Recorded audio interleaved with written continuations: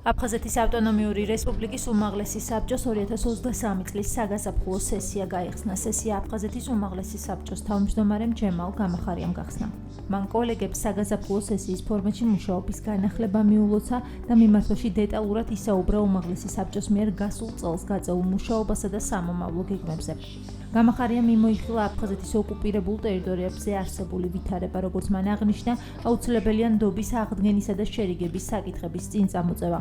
ოკუპირებულ აფხაზეთში ჰუმანიტარული დახმარებისა და დეოკუპაციის პოლიტიკის გააქტიურება. საგაზაფხულო სესიის გახსნას ესწრებოდნენ აფხაზეთის ავტონომიური რესპუბლიკის მთავრობის თავმჯდომარე რუსლან აბაშიძე და აფხაზეთის ომის ვეტერანები. რუსლან აბაშიძემ სიტყვით გამოსვლაში ხელისუფლების ორ შტოს შორის კოორდინირებული თანამშრომლობის მნიშვნელობას გაუსვა ხაზი და უმაღლეს საბჭოსთან მჭიდრო თანამშრომლობისთვის მსაობა გამოთქვა. ახალი სასესიო პერიოდი არის უაღრესად მნიშვნელოვანი ჩვენთვის.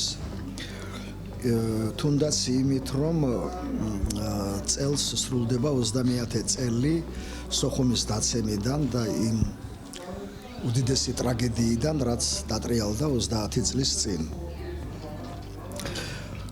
რაც ჩვენგან მოითხოვს ამ მოვლენის სამართლებრივ პოლიტიკურ შეფასებებს დღევანდელი გადასახედიდან.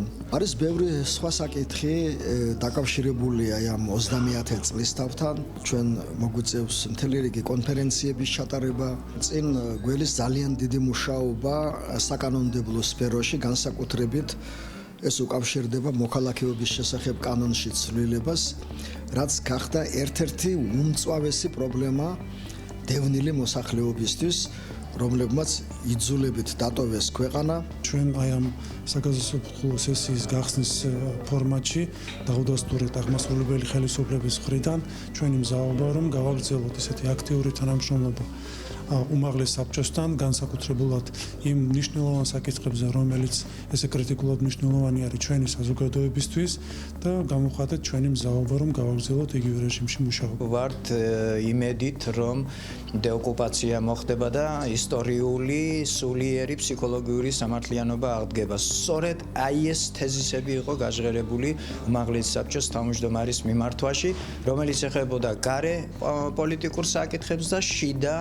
საკანონმდებლო ორგანოს წინაშე მდგარ ამოცანებს. იმედი გვაქვს, რომ სიახლეები, ინოვაციები, რომლებიც იყო წარმოდგენილი მიმართვაში, მოხდება მათი, ასე ვთქვათ, იმპლემენტაცია, რეპრეზენტაბელურობა, მხედველობაში მაქვს, რომ თითოეულ დევნილამდე დაყვანილი იქნება ის სოციალური დაცვის საკითხები, რომელიც მთავრობასთან ერთად გასატარებელია და აი ამ იმედით შევხვდით დღეს ამ პირველ სესიას.